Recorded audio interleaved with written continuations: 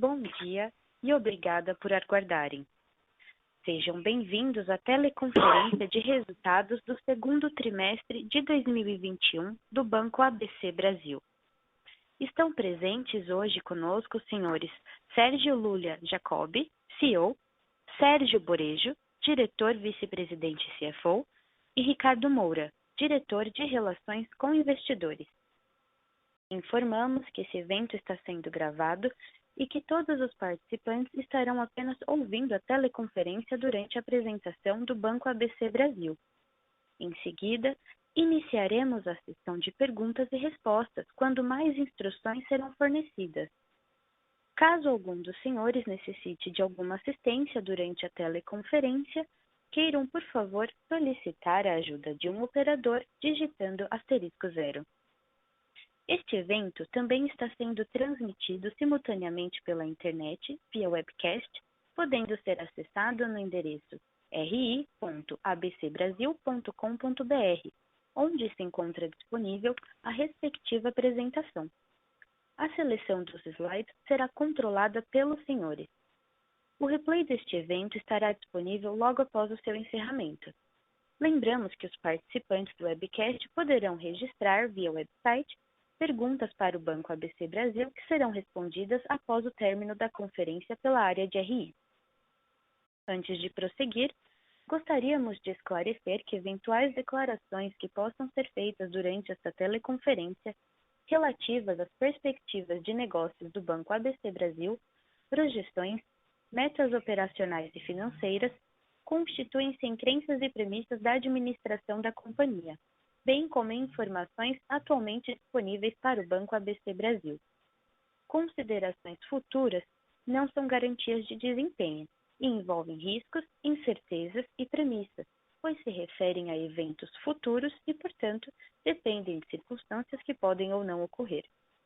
Investidores e analistas devem compreender que condições gerais, condições do setor e outros fatores operacionais podem afetar os resultados futuros do Banco ABC Brasil e podem conduzir a resultados que diferem materialmente daqueles expressos em tais considerações futuras. Gostaria agora de passar a palavra ao Sr. Sérgio, que iniciará a apresentação. Por favor, Sérgio, pode prosseguir. Bom dia a todos e obrigado por participarem da nossa teleconferência de resultados. No slide 2, apresentamos os destaques financeiros do período. A margem financeira totalizou 345 milhões de reais, um crescimento de 9,4% em relação ao trimestre anterior e de quase 23% em relação ao mesmo período de 2020. Destaque para a margem financeira com clientes, que totalizou 242 milhões no trimestre, o 8º trimestre consecutivo de crescimento, impulsionada por um maior valor na estruturação de derivativos e câmbio e pelo crescimento de clientes no segmento middle na carteira de crédito expandida. A despesa de provisão ampliada no trimestre foi de 51 milhões de reais, aumento de 5% em relação ao trimestre anterior e queda de 45% em relação ao mesmo período de 2020, consolidando a transição para uma fase do ciclo de crédito com menores despesas de provisão. O lucro líquido atingiu 136 milhões de reais no segundo trimestre, crescimento de 11,4% em relação ao trimestre anterior e de 121% em relação ao mesmo período de 2020. O retorno anualizado sobre o patrimônio líquido foi de 12,3% no trimestre, um aumento de aproximadamente 100 basis points em relação ao trimestre anterior e de 630 basis points em relação ao mesmo período do ano passado, o 4º trimestre de crescimento consecutivo. No slide 3, apresentamos os destaques do período. Dando continuidade à estratégia de crescimento da base de clientes, pela primeira vez ultrapassamos a marca de 3 mil clientes totais e 2 mil clientes com exposição de crédito. Concluímos o segundo trimestre com a adição de 234 clientes totais e 94 clientes com exposição de crédito no trimestre, equivalente a um crescimento de 60% da base nos últimos 18 meses. Em continuidade à estratégia de diversificação do portfólio de produtos, o Banco ABC Brasil iniciou as operações do seu braço cativo de corretagem de seguros, a ABC Brasil Corretora de Seguros, focando inicialmente em seguro-garantia, seguro prestamista e capital global, mas com um plano de negócios que inclui a expansão gradual para outras linhas de seguros ao longo dos próximos meses, incluindo seguros agrícolas e outras linhas de ramos elementares. No slide 4, outros destaques. Continuamos com a expansão do ABC Link, iniciativa baseada na distribuição de serviços financeiros, utilizando a figura do correspondente bancário. Tivemos como foco a expansão geográfica, com 18 escritórios parceiros operando ou em processo de onboarding e um pipeline de mais de 50 escritórios que demonstraram interesse na parceria. O portfólio inicial de produtos inclui crédito e cash management, com planos de adicionar em breve demais produtos que o Banco ABC Brasil disponibiliza. Já em relação ao crédito consignado, de maio a julho de 2021, iniciamos a oferta do produto a nossos colaboradores. Nessa etapa, os processos e sistemas foram testados com sucesso. A partir de agosto, iniciamos a prospecção em um universo de 700 clientes, principalmente do corporate. Já temos os primeiros convênios assinados e mais de uma centena deles em fase de negociação. A expectativa é ganhar velocidade ao longo dos próximos trimestres, com uma presença crescente do serviço em nossos clientes corporativos, tornando-os aptos a ofertar o crédito consignado a seus colaboradores. No slide 5, falaremos da comercializadora de energia, que possui pouco mais de um ano de existência, inicialmente voltada a operações de antecipação de contratos e negociação de energia. Ela apresentou uma expansão de quase 3 vezes no número de contrapartes e de 3,4 vezes na quantidade de operações, comparando o segundo trimestre de 2021 com o trimestre anterior. Encontra-se em processo de expansão do seu portfólio de produtos, passando a incluir a negociação de contratos de longo prazo, os PPAs, e transações de flow de energia. Em relação à parceria de mercado de capitais com o Banco Inter, houve a participação em conjunto de 3 emissões de debêntures, que somam 2,6 bilhões de reais, destas 1,5 bilhão de reais em debêntures de infraestrutura, voltadas para o público pessoa física, um dos pilares da parceria. Temos no pipeline a execução conjunta de outras 5 operações, somando até 1 bilhão de reais, incluindo um fundo de infraestrutura e 2 CRIs, com distribuição também focada em pessoa física. As duas equipes se reúnem uma vez por semana para a discussão do pipeline, analisando em conjunto de 5 a 10 novas oportunidades de negócio por semana. Adicionalmente, a coordenação e distribuição de fundos é uma nova e promissora linha de negócio para a área de DCM do ABC. Além do fundo de infraestrutura, a parceria está discutindo também outros tipos de fundo, como os FIIs e FIAGROS. No slide 6, podemos observar a evolução do resultado do segundo trimestre de 2021 no comparativo anual. O lucro líquido recorrente do segundo trimestre atingiu 136 milhões de reais, um crescimento de 121% em relação a 61 milhões de reais apresentados no segundo trimestre de 2020, explicados principalmente pela redução da despesa de provisão e pelo aumento da margem com clientes e da margem com o mercado, e foi parcialmente compensada pelo aumento do imposto de renda e da contribuição social e pelo crescimento das despesas, em linha com a estratégia de construção das novas iniciativas já descritas. No slide 7, apresentamos a evolução da carteira de crédito expandida. A carteira de crédito expandida apresentou uma redução de 0,8% no trimestre e um crescimento de aproximadamente 10% em 12 meses. O segmento middle apresentou um crescimento de 8,6% versus o primeiro trimestre e um crescimento de 173% em 12 meses. Embora a representatividade do segmento middle tenha atingido aproximadamente 7% da carteira de crédito expandida, sua contribuição na margem com clientes chegou a mais de 15%, devido aos maiores spreads. Acreditamos que, conforme o segmento middle continue sua expansão no mix da carteira total, este efeito seja amplificado. O segmento corporate apresentou crescimento de 0,6% no comparativo trimestral e aproximadamente 8% no comparativo anual. Já no segmento CIB, a carteira teve uma redução de 4% no trimestre e um crescimento de 1,7% em 12 meses. Em linha com a estratégia no segmento de aumento da oferta de serviços e de operações estruturadas. Finalmente, reiteramos a manutenção do guidance para o ano de 2021, conforme previamente anunciado na teleconferência de resultados do quarto TRI do ano de 2020. No slide 8, alguns destaques de cada segmento. Fechamos novamente o trimestre com um aumento de clientes totais em todos os segmentos de atuação. O segmento Middle teve uma adição de 185 clientes totais no trimestre e 729 clientes nos últimos 12 meses, um crescimento de mais de 2 vezes nesse período, atingindo 1.367 clientes. Ao mesmo tempo, a exposição média por cliente se manteve praticamente estável em 2,7 milhões de reais. A carteira Middle terminou o trimestre com prazo médio de 423 dias. O segmento Corporate encerrou o segundo TRI com 1.325 clientes. Desses, 1.006 possuem exposição de crédito, o que resultou em uma exposição média de 16,8 milhões de reais por cliente. A carteira Corporate terminou o trimestre com prazo médio de 416 dias. Por fim, o segmento CIB terminou o trimestre com 330 clientes, dos quais 164 com exposição de crédito, resultando em uma exposição média de 74,7 milhões de reais por cliente. A carteira CIB terminou o trimestre com prazo médio de 414 dias. No slide 9, mostramos a segmentação setorial da nossa carteira. A carteira de crédito expandida continua a mostrar alta diversificação setorial, exposta aos segmentos mais dinâmicos da economia brasileira, como o agronegócio, incluindo cadeia de grãos, agricultura, pecuária, infraestrutura, geração e transmissão de energia, incorporação imobiliária, entre outros.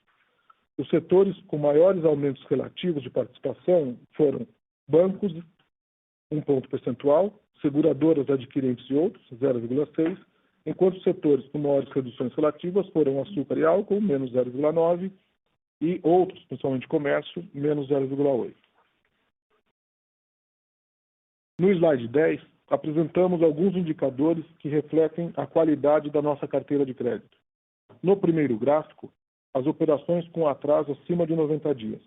Como podemos observar, este indicador encerrou junho representando 1,2% da carteira, um aumento de 0,9 pontos percentuais em relação ao nível apresentado no trimestre anterior, mais próximo da média histórica ao longo do ciclo de crédito, que é ao redor de 1%. No segundo gráfico, o índice de cobertura. A diminuição na constituição de provisões, combinada com o aumento no saldo em atraso, ocasionou a redução do índice de cobertura, que atingiu 264%, em linha com os níveis pré-pandemia, e níveis ainda muito adequados e confortáveis. Vemos o momento do ciclo de crédito como benigno, com uma melhora generalizada do ambiente de negócios. O aumento dos índices de atraso ocorridos neste trimestre haviam sido previamente provisionados, o que reduz a pressão por maior despesa de provisão no futuro, mantidas as atuais condições de mercado. No slide 11, mostramos a evolução da despesa de provisão ampliada e seus principais componentes. A despesa de provisão para devedores duvidosos, a PDD, atingiu 46 milhões de reais no trimestre, um aumento de 35% em relação ao trimestre anterior e uma queda de 50% em relação ao mesmo período de 2020. O custo de crédito representou 0,9% da carteira de empréstimos 2082, aumento de 0,3 pontos percentuais em relação ao trimestre anterior. A despesa de provisão para a desvalorização de títulos privados, que é a PDT, atingiu 3,7 milhões de reais, uma queda de 82% em relação ao trimestre anterior e de 29% em relação ao mesmo período de 2020. As recuperações de crédito atingiram 14,5 milhões no trimestre, volume relevante se comparado aos trimestres anteriores, resultado de esforços na recuperação de valores baixados à perda em situações pontuais. A despesa para bens não de uso, BNDU, apresentou um maior volume este trimestre, mas que acreditamos retorne à média histórica nos próximos trimestres. Despesa de provisão ampliada, que inclui os itens acima mencionados, fechou o trimestre com 51,8 milhões, equivalentes a 0,6% da carteira expandida, estável comparado ao trimestre anterior e 0,3 pontos percentuais abaixo do apresentado no mesmo trimestre de 2020. No slide 12, apresentamos a evolução da captação. Ao final de junho, o saldo da captação totalizava 35,6 bilhões de reais, redução de 5,7% no trimestre e crescimento de 2,3% em 12 meses.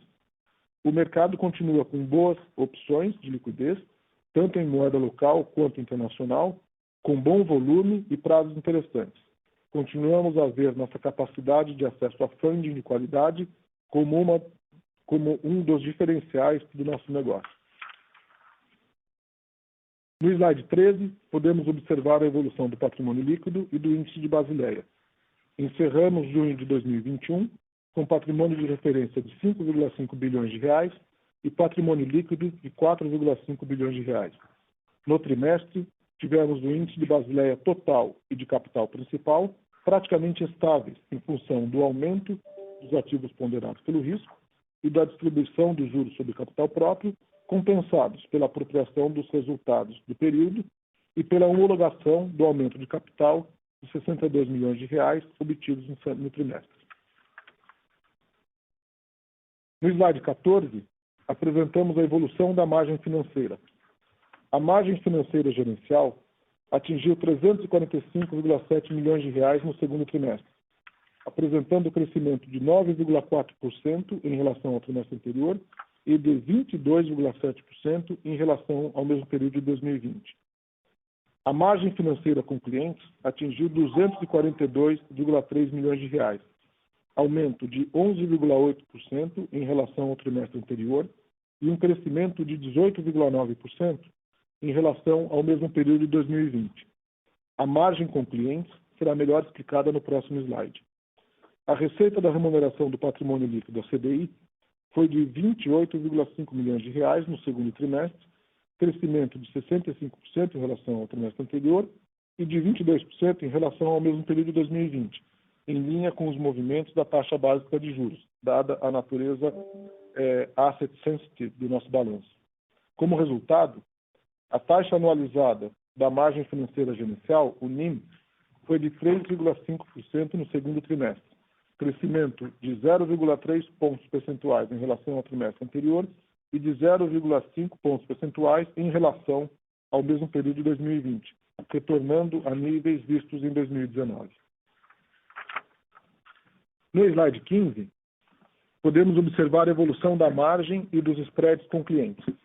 A margem financeira com clientes atingiu um novo recorde no trimestre, com 242 milhões de reais, o oitavo trimestre consecutivo de crescimento, sendo 11,8% em relação ao trimestre anterior e 18,9% em relação ao mesmo período de 2020. O crescimento do trimestre foi suportado principalmente pela melhoria do mix de produtos, com o aumento das receitas advindas de cross-selling, como derivativos de câmbio, por exemplo, pelo aumento da representatividade do segmento middle na carteira expandida, com maiores spreads, e pelo maior número de dias versus o trimestre anterior. Atualmente, a margem com clientes se mantém como a principal linha da margem financeira, contribuindo com aproximadamente 70% do total. A evolução do spread com clientes no trimestre foi de 3,9%, apresentando crescimento de 0,4 pontos percentuais em relação ao trimestre anterior e crescimento de 0,2 pontos percentuais em relação ao mesmo período de 2020.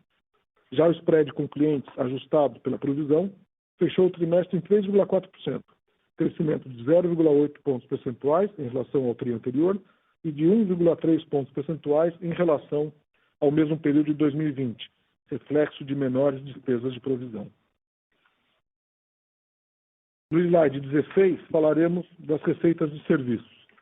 As receitas de serviços atingiram 72,6 milhões de reais no segundo trimestre, aumento de 1,4% em relação ao trimestre anterior e crescimento de 24,7% em relação ao mesmo período de 2020. Olhando cada um dos componentes da receita de serviços, nós temos as receitas de garantias prestadas atingiram 42 milhões de reais, redução de 1,1% em relação ao trimestre anterior e crescimento de 2,4% em relação ao mesmo período de 2020. As receitas de banco de investimento atingiram 20,8 milhões de reais no segundo trimestre, redução de 0,9% em relação ao trimestre anterior. Em relação ao mesmo período de 2020, trimestre em que esta linha foi especialmente afetada pelo efeito da pandemia, as receitas do Banco de Investimento apresentaram um crescimento de 130%.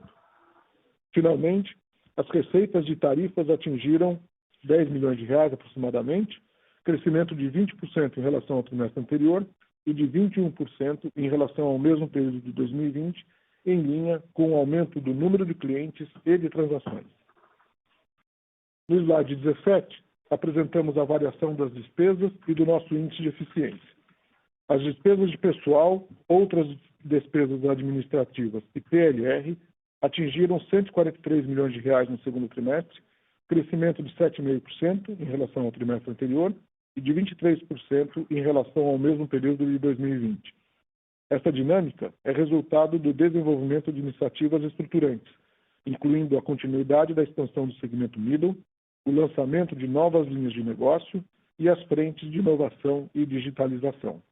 Conforme essas iniciativas são desenvolvidas e ganham relevância, elas aceleram o crescimento das receitas e diluem custos e despesas.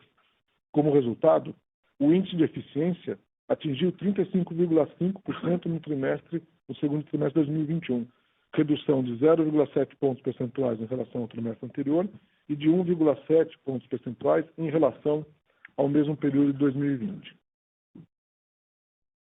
Por fim, no slide 18, falaremos da rentabilidade. O lucro líquido recorrente atingiu 136 milhões de reais, crescimento de 11% em relação ao trimestre anterior e de 121% em relação ao mesmo período de 2020.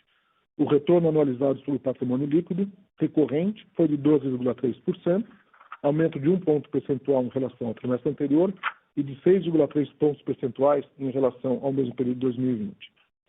Esses são os destaques que gostaríamos de apresentar. Agora ficamos à disposição para responder às perguntas dos participantes desta teleconferência. Obrigado. Senhoras e senhores, iniciaremos agora a sessão de perguntas e respostas. Para fazer uma pergunta, por favor, digitem *1. Para retirar a pergunta da lista, digitem *2. A nossa primeira pergunta vem do senhor Eduardo Rosman, do BTG. Bom dia pessoal. Obrigado aí pela oportunidade de fazer perguntas. Tenho duas questões aqui. Primeiro, para entender um pouquinho melhor essa dinâmica da margem financeira, né? Acho que vocês falaram bem aí da relevância, né, que a carteira de SMI já tem no NII, né, 15%, sendo que é só 7% da carteira, né? Como é que vocês veem essa dinâmica aí para o NII como um todo aí no segundo semestre e no ano que vem? Vocês acham que dá para crescer aí a margem financeira acima do crescimento da carteira, né, do banco, né? Ou seja, você tem aí os juros subindo, essa mudança de mix. Então, queria entender como é que vocês estão vendo. Essa seria a primeira pergunta. E a segunda é sobre as novas iniciativas e parcerias, né? Queria, se vocês tivessem ter uma ideia, né, de quanto que isso poderia contribuir aí para o resultado no futuro, né? De novo, acho que é muito difícil ainda saber, mas só para tentar entender se vocês acham que é 5% do resultado, 10%, ou se pode ser alguma coisa mais relevante, né? E se isso deveria potencialmente ser um contribuidor positivo para o ROI, né, daqui a alguns anos. Obrigado. Oi, Eduardo. Obrigado pela participação e pelas perguntas. Bom, a primeira pergunta, quanto à margem financeira, né? De fato, a margem financeira entrou, né? Como a gente já disse, foi o 8º trimestre consecutivo do aumento da margem com clientes, especificamente. Mas a margem financeira como um todo vem numa tendência boa e a gente acredita que essa tendência boa continue nos próximos trimestres a partir de alguns fatores, né? Com os dados que nós temos hoje. Um dos fatores, como você disse, é o aumento continuado da participação do middle market na carteira. Quer dizer, esse efeito, e a gente procurou destacar isso, você tem o middle atingindo 6,9% da carteira e 15% da margem. Isso decorrência de maiores spreads e de um ambiente ainda benigno de crédito, né? Com perdas relativamente baixas. O middle está se estruturando cada vez mais. A tendência é que ele continue crescendo, não só pela questão do aumento orgânico com a força de vendas próprias, como pelo aumento da relevância do ABC Link, que, por enquanto, como eu disse, são os correspondentes bancários, né? É uma iniciativa que, por enquanto, é irrelevante do ponto de vista de clientes, de resultados e de operações, mas ela está sendo estruturada de uma maneira que pode, no futuro, acelerar ainda mais a expansão do middle, principalmente em regiões onde o banco não tem a presença física e aonde, por questão de relevância das regiões, não faria sentido, no nosso modo de ver, uma presença ainda maior. Então, o middle, sem dúvida, é um fator de crescimento de margem, eu acho, nos próximos anos do banco, né? Não só nos próximos trimestres. O outro fator é a questão do aumento da taxa Selic. Isso é claro, tá certo? A gente vem num aumento de taxa Selic, provavelmente chegando próximo da taxa neutra ou até levemente acima. Do caso do banco, você acompanha faz tempo, o banco é um banco que tem o seu patrimônio praticamente todo em liquidez, e isso tem um reflexo imediato na margem. E o terceiro fator é a questão do mix de produtos, que teve um comportamento muito favorável no segundo TRI. Isso não é uma questão tão linear assim, quer dizer, essa questão do mix de produtos, você pode ter trimestres melhores ou trimestres piores, mas há um grande esforço da organização em não só se tornar muito competitiva em produtos como câmbio e derivativos, que foram os destaques positivos desse trimestre, né, como em ter uma competitividade e uma penetração de mercado que garanta que essas linhas, ao longo do tempo, também se tornem mais relevantes. Então, nós temos um certo otimismo com relação à margem nos próximos trimestres. Pelo que a gente enxerga hoje, a gente vê uma tendência de continuidade de alta. Com relação às novas iniciativas e parcerias, você vê que são iniciativas que podem se encaixar em algumas categorias, né?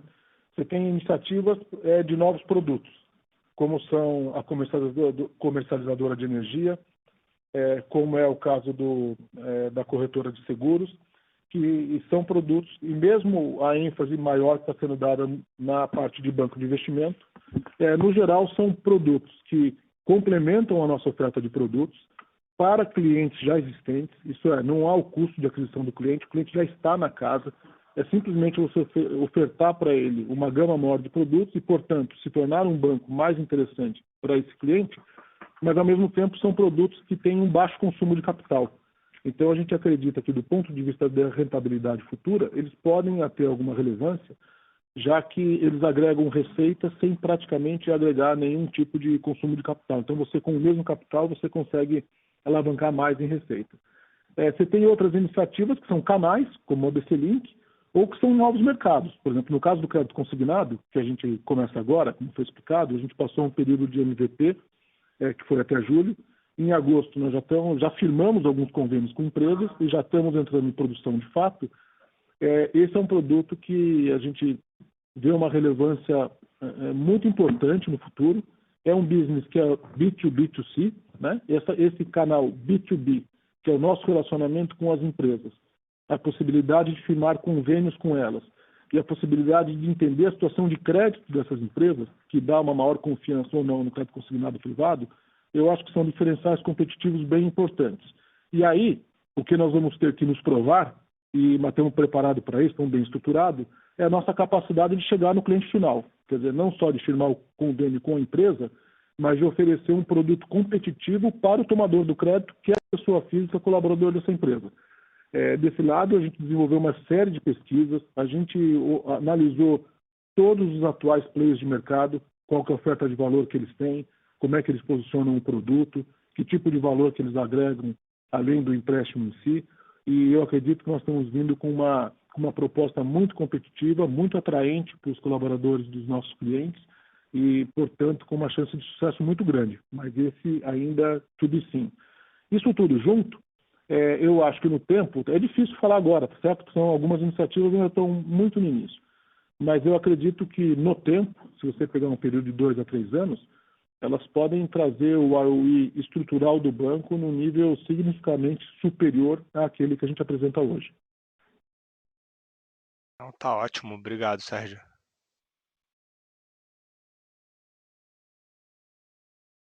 A nossa próxima pergunta vem do Sr. Flávio Yoshida, do Bank of America. Olá, bom dia a todos. Obrigado pela oportunidade de fazer pergunta. E a minha questão é quase que um follow-up em relação à pergunta do Rosman, né? Mais focada principalmente no segmento de SMI. Eu queria ter algumas perguntas nesse tema. Uma delas a gente vê a carteira como um todo, né, ganhando cada vez mais representatividade no segmento SMI. Eu queria entender até que nível vocês acham que o SMI pode representar na carteira como um todo e quando isso pode acontecer, né? E a minha outra pergunta nesse tema é com relação ao índice de cobertura, porque a gente vê um índice de cobertura agora um pouco mais normalizado, né, após o resultado do primeiro TRI, voltou para um nível que poderíamos dizer pré-pandemia. Mas a gente sabe que o segmento SMI, no final do dia, apresenta um risco maior e, por isso, também seria natural até a gente esperar um índice de cobertura maior do que o nível pré-pandemia, dado o mix da carteira. Se você concorda com isso, se vocês acham que isso, de fato, pode acabar pressionando um pouco a provisão indo para frente. E aí, minha última pergunta no SMI é mais um detalhe aqui com relação ao guidance, que vocês tinham providenciado o guidance de um crescimento de 45% a 55% para o segmento de SMI, mas, se eu não me engano, o critério do SMI era outro, né? Agora é de 30% a 300%. Se isso não deveria também implicar num crescimento maior no guidance. Obrigado. Oi, Flávio. Obrigado pelas suas perguntas. Bom, na questão do SME, essa expansão, como você falou, de representatividade, pelo menos nos próximos anos, vai ser constante, né? A gente vê num primeiro momento ela chegando a 15% da carteira com uma certa facilidade. No ritmo que nós estamos indo hoje, provavelmente aí não é um guidance, né? É uma estimativa que nós temos hoje, que você pode, no prazo de 1 ano e meio, 2 anos, ter essa carteira chegando próximo a 15% da carteira expandida. E aí continua, mas daí, assim, quando você fala em um período mais longo, é difícil você estimar de agora, porque você pode ter outros segmentos que estejam entrando na carteira. Então, por exemplo, o segmento de crédito consignado também, que também vai ter uma relevância. Você pode ter uma decisão de ir para outros segmentos de empresas, eventualmente até para um nível um pouco menor. Então, tem várias outras peças que se movem nesse jogo que fica difícil fazer uma estimativa de mais longo prazo. Mas eu posso dizer que esses 15% de participação na carteira expandida, a gente acha que chega com uma certa tranquilidade. Quanto à outra pergunta do índice de cobertura, aí tem alguns comentários a fazer, né? Primeiro que você viu que a parte de atrasos de formação de NPL da carteira se concentrou principalmente no CIB e no corporate. Isso são nomes que já estavam identificados, né, de empresas que a gente percebia que, devido à pandemia, tinham enfrentado uma dificuldade um pouco maior. A constituição de PDDs foi feita ao longo de 2020 e também ao longo do primeiro trimestre de 2021, de maneira com que agora, quando as operações de fato ficaram em atraso, havia uma dúvida se ficariam ou não, acabaram ficando, mas as provisões já foram feitas. Então você tem um aumento do NPL, mas você não tem um impacto em resultados, já que esse impacto no resultado foi antecipado pela administração nos trimestres anteriores. E do que a gente tinha identificado também, não prevemos grandes alterações daqui para frente, né? Esses nomes que causavam mais preocupações são esses que já apareceram aqui. Fora isso, a gente vê um ambiente de crédito relativamente benigno, a economia retomando de maneira diferenciada, dependendo do segmento de atividade, mas, no geral, a maioria dos segmentos se comportando bem e a carteira do banco muito saudável. Na questão do middle market, tem razão, é um segmento que tem margens maiores, mas no tempo também deve apresentar perdas maiores. Isso, no entanto, não se verificou até agora. Se você pegar, de fato, o que nós temos de operações em atraso no middle market, no segundo trimestre, é 0,8% da carteira. Por incrível que pareça, é um atraso menor do que o do segmento de corporate, lá de corporate. E aí tem algumas explicações, né? Uma delas é que a nossa carteira é muito nova. Então, carteiras novas normalmente têm uma inadimplência menor. À medida que a carteira amadurece, pode ser que somente um pouco. O outro é o próprio efeito do FGI PEAC, que foram aquelas linhas que foram feitas no ano passado por todas as organizações, que acabaram ofertando às empresas do segmento middle um crédito de uma qualidade superior ao que normalmente essas empresas tinham. Então, elas alongaram o seu funding a taxas mais competitivas e isso se refletiu numa melhora da sua situação econômica e financeira.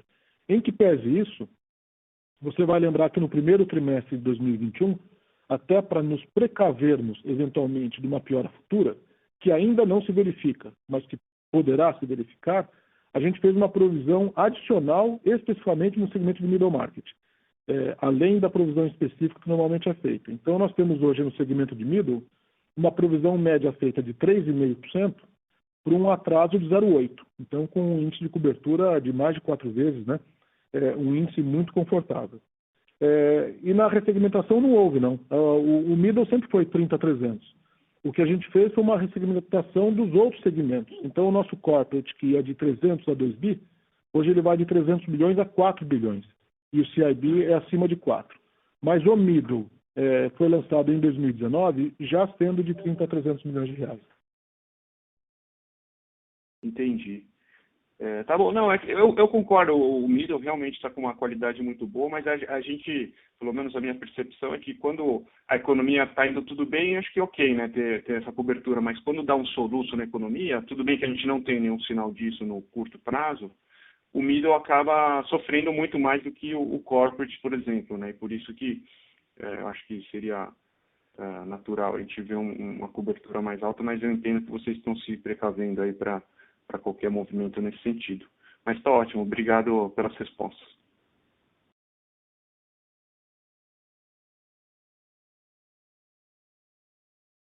A nossa próxima pergunta vem do senhor Pedro, do Itaú BBA. Bom dia a todos, obrigado pela pergunta, parabéns pelo resultado. Trocando de tema aqui, rapidamente, na parceria no mercado de capitais, vocês mencionaram aí 3 participações já do Inter, em 3 emissões, 2,6 bi, 1,5 em debênture de infra. Vocês podem nos ajudar a ter uma noção de quanto essa parceria ajudou, em termos de percentual da distribuição, ou qualquer coisa assim, ou aprendizados e como isso se dá lá para frente? Essa é a primeira, na parceria com o Inter. E depois eu queria perguntar um pouquinho na receita de serviços, se a gente pode imaginar que estabilizou-se já nesses 2 últimos tris e acelera daqui para frente. Obrigado. Olá, Pedro. Bom, a parceria com o Inter, ela tem nesses primeiros meses uma dinâmica muito boa. Eu não digo surpreendente porque a gente já esperava isso. Mas é uma dinâmica de entrosamento dos times, de entendimento nas 2 organizações sobre qual o perfil das operações que melhor se enquadra nessa parceria. Como eu disse durante o speech da apresentação, né, são reuniões semanais em que os times das 2 casas participam e aí você começa a testar isso, tanto na parte da originação, como fazer essas propostas conjuntamente, que maneira isso é recebido pelos clientes, quanto no ponto de vista da distribuição, porque, por exemplo, debêntures de infraestrutura mesmo, a gente já fazia bastante e a gente tem uma distribuição forte para outro tipo de cliente. E o Inter agora agregando de maneira muito clara essa distribuição junto ao varejo, a sua enorme base de clientes. Isso vai se consolidando e tende-se a acelerar nos próximos trimestres. Agora, a gente, por enquanto, não divulga esse tipo de informação, até porque o Inter também é uma empresa listada, e nós também, então, assim, as operações são feitas em conjunto, não importa quem distribua ou não, a gente divide os FIIs de uma maneira igual, e isso é importante para que a parceria se concentre em trazer maior valor para o cliente, não ficar discutindo quem fez o quê. Então, são dados que a gente não divulga, mas eu posso dizer que está indo muito bem, que os primeiros resultados são muito animadores, e que a gente olha essa parceria com uma decisão muito acertada que foi feita pela organização para aumentar a nossa competitividade na originação de operações e para trazer também uma diversidade maior de produtos para os clientes investidores do Banco Inter. Com relação às receitas de serviços, eu vejo o seguinte: você pegando os 3 componentes principais, tem um dos componentes que é a garantias prestadas, né, que são as fianças bancárias. Esse é um componente que tem uma estabilidade um pouco maior, certo? A gente tem uma carteira de fianças bastante representativa, que tem trazido bons resultados para o banco ao longo do tempo, com uma perda muito pequena, que são clientes de alta qualidade. Agora a gente passa a ofertar para esse público um outro produto também, que é o seguro garantia, através da nossa corretora de seguros, que a gente acredita que em algumas situações ele pode complementar a nossa oferta, sem diminuir a representatividade das fianças bancárias, mas agregando um outro produto para clientes que prefiram contratar um seguro ao invés da fiança. Mas nessa linha, uma estabilidade um pouco maior. Nas outras 2 linhas, tanto na linha de banco de investimento, é uma linha que nós temos um otimismo bem grande. Você vê que não só o mercado está aquecido, como a participação da ABC Brasil tem sido de bastante destaque no DCM, que é o nosso maior produto. Mais recentemente no Equity Capital Markets, nós participamos de algumas outras operações esse ano, já são 4 operações que o banco participa dentro do sindicato de bancos estruturadores em IPOs e follow-ons, e também no segmento de M&A, onde a gente tem alguns mandatos de qualidade, e aí M&A você só comemora quando o negócio é fechado de fato, mas a gente vê boas perspectivas também de M&A. Então, na linha de banco de investimentos, a gente tem uma perspectiva bastante otimista de crescimento ao longo do tempo das receitas vindas dessa atividade. E na parte de tarifas bancárias, a mesma coisa, porque você tem o aumento da base de clientes, o aumento do número de clientes do middle market, a gente ofertando produtos que se enquadram muito bem a esse público, como, por exemplo, o Cash Management, que está tendo já uma participação maior no segmento de middle. Então, com o crescimento do número de clientes e uma maior penetração do nosso Cash Management nesses clientes, a gente acha que essa linha também dá para ter resultados bem melhores ao longo do tempo. Entendi. Obrigado e parabéns pelo resultado novamente. Obrigado. A nossa próxima pergunta vem do senhor Yuri Fernandes, do JP Morgan. Obrigado pela oportunidade. Parabéns, Sérgio, pelos resultados, pela marca de 3 mil clientes. Fazer um follow-up na pergunta do Flávio sobre qualidade da carteira. Quando a gente vê o NPL, né, acho que ficou bem claro, você já explicou, no release também tem, que foi basicamente CIB, e a cobertura ela caiu, mas ela voltou para o nível de 19, né? E acho que todo mundo esperava que vocês estavam rodando com uma cobertura de mais de 1000%, essa cobertura alguma hora ela ia convergir.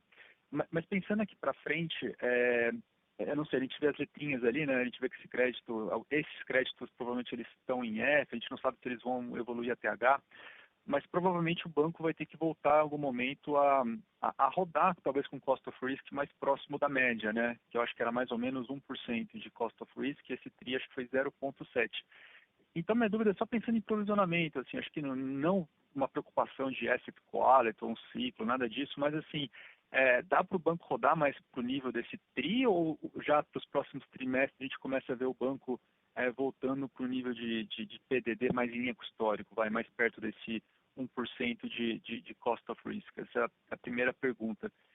Eu tenho uma segunda pergunta sobre a parceria do Marketplace. Vocês falaram bastante do payroll, da plataforma de energia, do Banco Inter, mas assim, o Marketplace, aquele anúncio que vocês fizeram, se não me engano, em fevereiro, março, tem mais alguma novidade? Quando a gente vai ficar sabendo mais detalhes dessa parceria?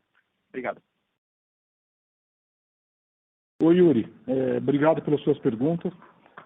Da qualidade da carteira, olha, bom, o provisionamento de crédito no banco, assim como em outras organizações também, como você sabe, é feito cliente a cliente. Então, em cada cliente, os créditos vão sendo monitorados, não só nos comitês de crédito, quando eles são representados, mas nós temos agora um sistema de monitoramento contínuo, que pega indicadores, em alguns casos diários, nos casos semanais, mensais, dependendo do ramo de atividade da companhia ou etc. E a análise em comitês, adicionada ao monitoramento que é feito após a concessão do crédito, é que determina se os ratings das companhias têm melhora, têm piora e, como consequência, qual o provisionamento que é feito. O que eu posso dizer é que nós temos um provisionamento muito satisfatório, muito satisfatório. A gente tem nos nomes do banco que estão em watchlist, a gente tem um provisionamento que a gente acha mais do que adequado para a situação que as empresas enfrentam no momento. E, por outro lado, a quantidade de novos casos se deteriorando, isto é, de companhias entrando no watchlist, tem sido nos últimos meses muito pequena. Essas duas coisas juntas nos leva a crer, mas né, você sabe que no Brasil tudo muda com uma velocidade muito grande, mas visto de hoje, nos leva a crer que nos próximos trimestres a gente tem um ambiente de crédito benigno. A gente não está vendo um aumento de provisão vindo para os próximos trimestres, não. E, de novo, porque nós estamos com uma quantidade de provisões realizadas muito satisfatória e com uma carteira de crédito que nos dá um grande conforto. E no middle market, né, que foi até a pergunta anterior, Flávio, a gente tem já uma provisão adicional feita. Se você fosse ver só a provisão específica, a gente estaria provisionando por volta de 1,5%, 1,7%. Nós estamos com 3,5% de provisão feita no middle. Quer dizer, já há um colchão ali feito para a eventualidade futura de uma deterioração dessa carteira, embora no curto prazo nós não estejamos vendo isso.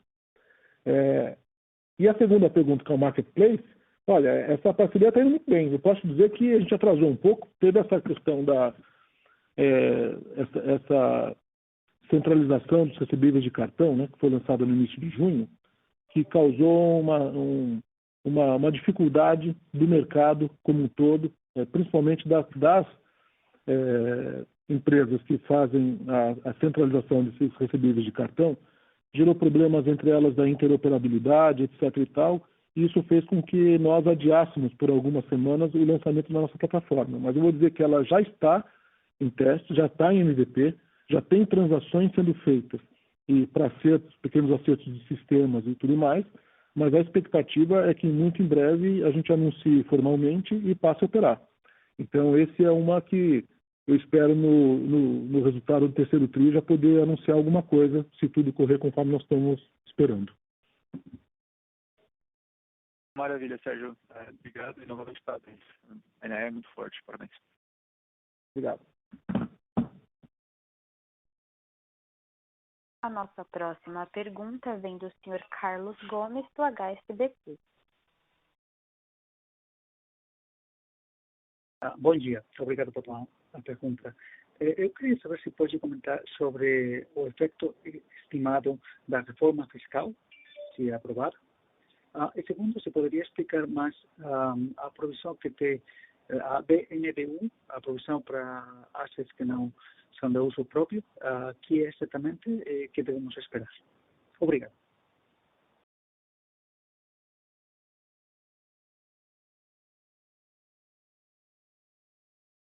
Oi, Carlos.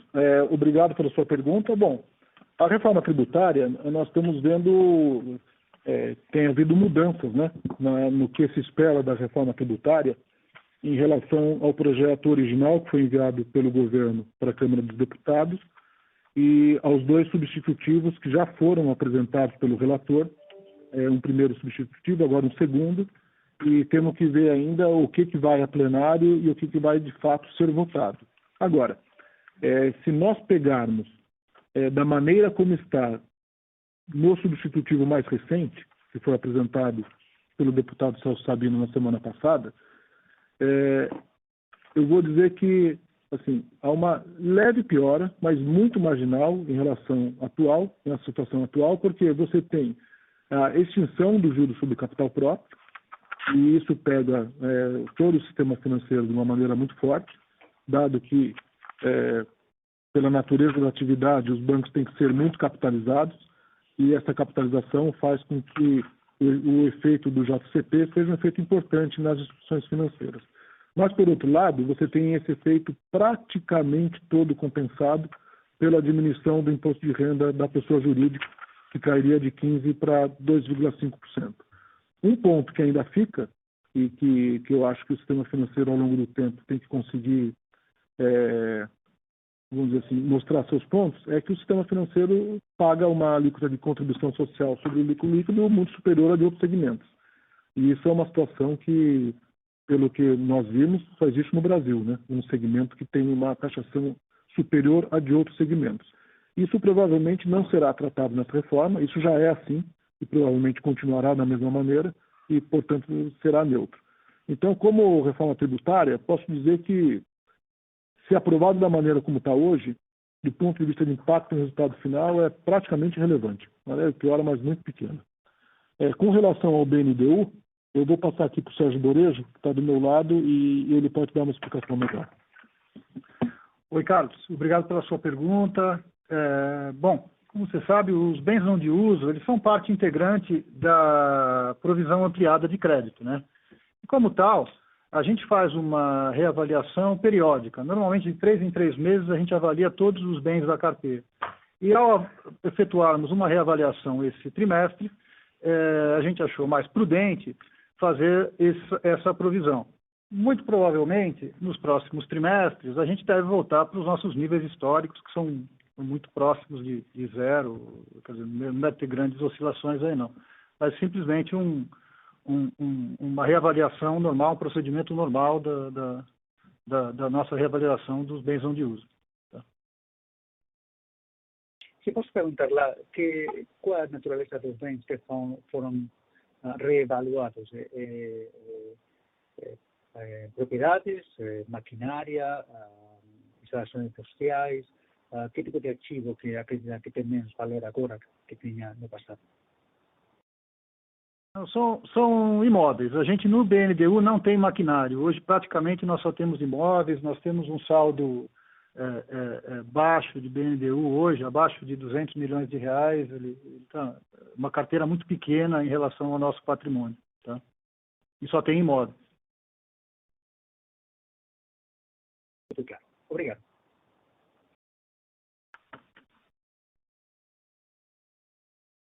Lembrando que para fazer perguntas, basta digitar *1. Por favor, aguardem enquanto coletamos as perguntas.